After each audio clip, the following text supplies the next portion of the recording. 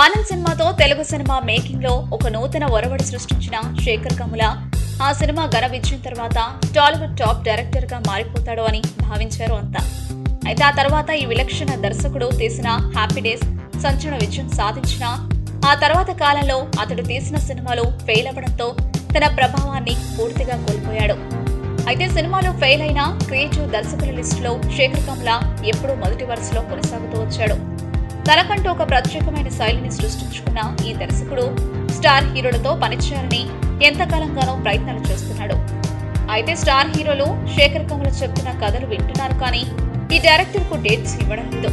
ఈ పరిస్థితుల్లో ఈ రోజు విడుదల కాబోతున్న తన ఫిదా సినిమాను ప్రమోట్ చేస్తూ ఈ విలక్షణ దర్శకుడు టాలీవుడ్ టాప్ హీరోలపై సంచలన వ్యాఖ్యలు చేశారు.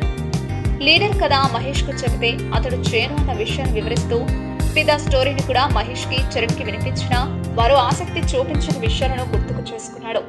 ఇదే సందర్భంలో ఈ దర్శకుడు మాట్లాడుతూ ప్రేక్షకుల అభిరుచి మారుతోందని, ఒకే తరహా మూస సినిమాలను వారు ఇష్టపడడం లేదని, అయితే ఈ విషయాలు ఇప్పటికీ చాలా మంది స్టార్ హీరోలు గుర్తించడం లేదు అంటూ సంచలన వ్యాఖ్యలు చేశాడు. అయితే టాప్ హీరోల కోసం తన పద్ధతి మార్చుకోను అని అంటూ టాప్ హీరోలు తనని ఆలోచించే దర్శకులను గుర్తించాలని అంటూ తన అసహనాన్ని వ్యక్తపరిచాడు.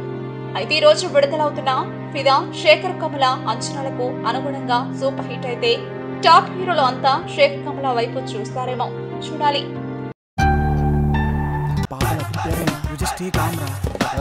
సార్ అది టూలెటన్ పెట్టారు. ఒక్కడు చెప్పండి అయ్యా. అది టూలెటన్ కింద పెట్టారు.